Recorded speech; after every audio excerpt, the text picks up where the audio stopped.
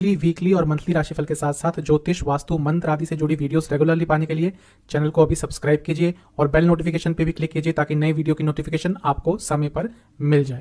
ओम गणेशाय नमः। ओम नमः शिवाय। मैं निखिल ज्योतिषाचार्य आप सभी का मेरे चैनल पर पुनः स्वागत करता हूं। आशा करता हूं कि आप सभी स्वस्थ होंगे। महादेव की कृपा आप सभी पर सदैव बनी रहे। ये वीडियो मिथुन यानी कि जमिनाई के लिए बहुत विशेष है, क्योंकि वीडियो है 3 नवंबर से 9 नवंबर 2025 के साप्ताहिक राशिफल के बारे में।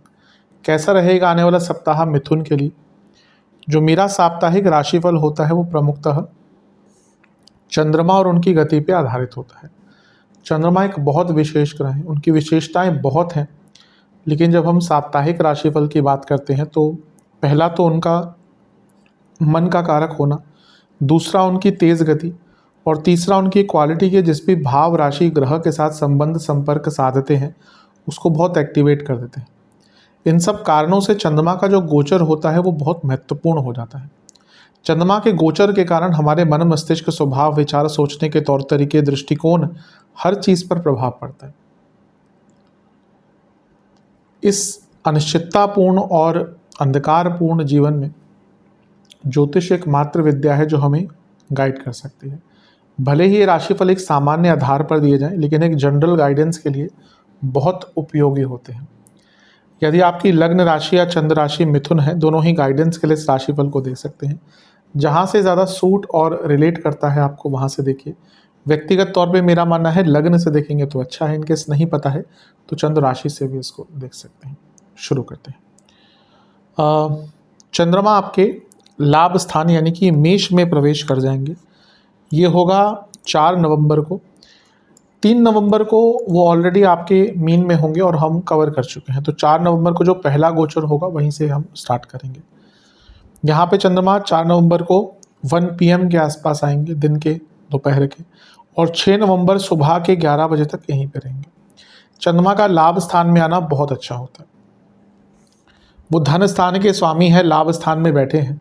ये अपने आप में धन का योग बहुत सुंदर बन जाता है और उन पर स्वराशि के शुक्र की दृष्टि है और नीच के सूर्य की दृष्टि है। अब ये दोनों मिल गए तो नीच भंग भी बन गया, तो ये शुक्र का प्रभाव धन लेकर आएगा। सूर्य शुक्र नीच भंग यानी कि रुका पैसा, पैसे कमाने के नए अवसर प्राप्त होंगे। और क्योंकि केतु का प्रभाव भी है और तीसरे घर के स्वामी सूर्य का प्रभाव भी है, यानी कि कुछ नया सीखने का भी मौका, कुछ सडन प्रमोशंस भी हो सकती है, सडन लाभ भी प्राप्त हो सकते हैं। तो हफ्ते का शुरुआती भाग तो बहुत प्रॉमिसिंग दिख रहा है। कुछ सीखने का प्रयत्न करना चाहते हैं तो सबसे अच्छा टाइम है। शुक्र क्योंकि 12वें घर के स्वामी है तो विदेश से भी लाभ मिलेगा, लेकिन 12वें घर के स्वामी दूसरे घर के स्वामी चंद्रमा को देख रहे हैं तो खर्चे भी ज़्यादा होंगे। गुरु से केंद्र में है तो गजकेसरी योग बन रहा है, तो ये भी श्रेष्ठ है। थोड़ा भाग्य का साथ भी मिलता ही है। नवांश कुंडली बता रही है ये समय कुछ अपने आप को स्किलफुली स्ट्रॉन्ग करने का है। दशांश कुंडली कार्य क्षेत्र में जो नहीं कर सकते उसको मना कर दीजिएगा। यस मैन बनना हमेशा अच्छा नहीं होता। बिजनेस में आपको ना अपने बिजनेस के मार्केटिंग पर बहुत काम करना पड़ेगा, आवश्यकता है। लव लाइफ आप दोनों में से किसी को ना लीड लेनी पड़ेगी। अभी लग रहा है दोनों ही ना वेट कर रहे हैं कि हाँ अगला व्यक्ति कुछ करे आगे बढ़ने के लिए। कहने का तात्पर्य है रिलेशनशिप स्टैग्नेट हो चुका है। वैवाहिक जीवन कुछ नयापन लाइए, चीज़ें बहुत बोरिंग दिख रही हैं। स्टूडेंट्स रीअसेस कीजिए। कभी कभी हमें बैठ कर ना रीअसेस करना चाहिए कि भाई हम क्या कर रहे हैं, कितना आगे आ गए हैं, जो सोचा था क्या वो कर पा रहे हैं, नहीं कर पा रहे हैं। जहाँ तक स्टूडेंट्स की बात है, सेहत की बात है, आपको हड्डियों की प्रॉब्लम, हार्मोनल डिसऑर्डर्स, पेट के रोग, सर्वाष्टक में आपका तीसरा घर बली है। कुछ अचानक से यात्राओं के योग आपके बन सकते हैं। 6 नवंबर 11 बजे सुबह के आ जाएंगे चंद्रमा 12वें घर में वृषभ में, और 8 नवंबर 11:30 तक यहीं पर रहेंगे। चंद्रमा सुबह के 11:30 8 नवंबर तक चंद्रमा का वृषभ में आना यानी कि अपनी उच्च की राशि में आना तो अच्छा होता है, लेकिन यहाँ पे वो 12वें घर में है जो अच्छा नहीं है। ऊपर से केमद्रुम योग स्टार्ट हो गया, कोई भी ग्रह आसपास नहीं, तो ये थोड़ा सा कष्टकारी टाइम होगा। क्योंकि चंद्रमा धनेश है, उच्च के हो रहे हैं, पैसा आएगा, गुप्त धन की वृद्धि होगी, बाहर से पैसा, 2 नंबर का पैसा, इसमें बढ़ोतरी होगी। मंगल की सीधी दृष्टि है और मंगल लाभेश है, तो ये धनेश और लाभेश का समसप्तक योग जो चंद्रमंगल योग भी होता है, ये भी अच्छा है। और बुध का प्रभाव है जो लग्नेश है, चतुर्थेश है, प्रॉपर्टी बेचनी है उसके लिए अच्छा है, लीगल कार्यों के लिए बहुत अच्छा है। छठे घर में मंगल बैठे हैं विपरीत राजयोग बनाकर, तो कोई लिखा पढ़ी के काम, लीगल कार्य अटक रहे थे, बहुत अच्छा योग बनता है। लेकिन क्योंकि केमद्रुम है और चंद्रमा मन के कारक हैं और शनि की दृष्टि विषदोष, इसलिए मेंटली बहुत टफ टाइम रहने वाला है। मेंटली पीड़ा रहेगी, मेंटली परेशान रहेंगे, इनसिक्योरिटीज़ बहुत रहेंगी, छोटी छोटी बात आपको तंग कर जाएगी, खर्चे बहुत बढ़ेंगे, गलत लोगों पर विश्वास कर बैठेंगे और उसके कारण भी भुगतेंगे।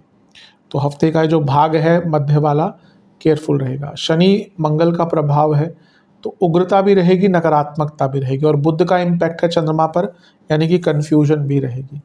अपनी मानसिक और शारीरिक सेहत दोनों पर ही बहुत ध्यान दीजिएगा, बहुत आवश्यकता इसकी दिख रही है। नवांश कुंडली के हिसाब से थोड़ा सा प्रैक्टिकल हो जाइएगा, क्योंकि यहाँ पे दिख रहा है कि आप इम्प्रैक्टिकल रहेंगे। दशांश कुंडली कार्य क्षेत्र में अपनी गलतियों को सुधारने का मौका मिलेगा। बिजनेस के हिसाब से आपको कुछ बदलाव लाने पड़ेंगे, वरना प्रॉब्लम होगी। लव लाइफ, ये पहले एक्सेप्ट कीजिए कि गलतियां कहाँ पे हैं, प्रॉब्लम कहाँ पे है, तभी चीज़ें आगे बढ़ पाएंगी। वैवाहिक जीवन, आप बहुत ग्रांटेड ले रहे हैं चीज़ों को, प्रॉब्लम होगी। स्टूडेंट्स, अपना जो ये कहते हैं एक सॉलिड ग्राउंड बिल्ड कीजिए। अभी लग रहा है कि आप बहुत आगे की सोच रहे हैं, लेकिन आपकी तैयारी ही पूरी नहीं है।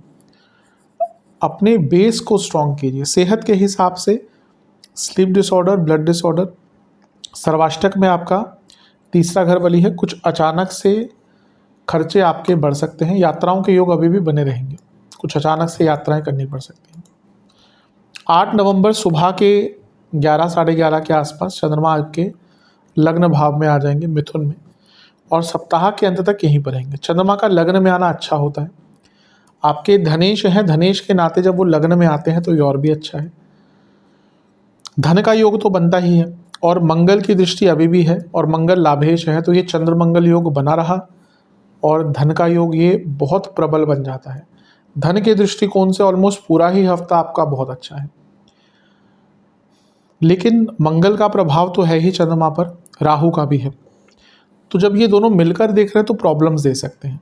अच्छा, मंगल विपरीत राजयोग बना रहे हैं, तो ये भी बताते हैं कि कुछ आपको चेंज करने का अवसर मिलेगा, कुछ बड़े कदम उठाने का मौका मिलेगा। राहु और मंगल भी जब मिलके देखते हैं तो व्यक्ति को बदलाव करने में मदद करते हैं। उस व्यक्ति के अंदर वो बिलीव आ जाता है कि हाँ, मैं कुछ कर सकता हूँ, ये अच्छा है। राहु का प्रभाव धन स्थान के स्वामी पर है और मंगल लाभ स्थान के स्वामी है, तो राहु का प्रभाव अचानक से बड़ा धन दिला सकता है। लेकिन जब मंगल चंद्रमा दोनों ही राहु को देख रहे हैं तो एक तो एग्रेशन बहुत रहेगा, आप बहुत अति उत्सुक रहेंगे और बहुत ज़्यादा भी रिस्क ले सकते हैं, तो थोड़ा सा आपको संयम रखना है। नवांश कुंडली बता रही है कि क्लैरिटी अगर आपकी नहीं रही ना, बहुत प्रॉब्लम होगी। मैं तो यही कहूँगा कि अगर किसी चीज़ को लेकर डाउट है, वो काम मत कीजिएगा इस टाइम में। दशांश कुंडली, कार्य क्षेत्र में आपको थोड़ा सा स्टेबिलिटी पर काम करना पड़ेगा, ये टाइम बहुत स्टेबल होकर काम करना पड़ेगा। बिजनेस की जहाँ तक बात है, ऐसा लग रहा है कि आप बदलाव लाने से बहुत डर रहे हैं, बदलाव लाने पड़ेंगे और उनको फेस करना पड़ेगा। लव लाइफ के हिसाब से आगे बढ़ने का प्रयास कीजिए, प्लानिंग कीजिए एक दूसरे के साथ। वैवाहिक जीवन, ऐसी कमिटमेंट्स आप कर देते हैं जो पूरी नहीं करते, फिर पछताते हैं, और ये भी टाइम ऐसा दिख रहा है। कोई भी ऐसी कमिटमेंट मत कीजिएगा जो आप पूर्ण नहीं कर सकते। स्टूडेंट्स की जहाँ तक बात है, आपको अपनी एडिक्शन से निकलना पड़ेगा, वरना आगे जाकर बहुत पछताएंगे। सेहत की जहाँ तक बात है, कफ रोग बने रहेंगे, एंग्जाइटी बनी रहेगी, स्लीप डिसऑर्डर्स बने रहेंगे, पेट के रोग रहेंगे। सर्वाष्टक में तीसरा घर बली है। हफ्ते का अंतिम भाग एक नई प्लानिंग के लिए उपयोग कीजिएगा। मैं ये नहीं कहूँगा कि एक्शन ले लीजिए, लेकिन प्लानिंग एटलीस्ट अच्छी कर सकते हैं।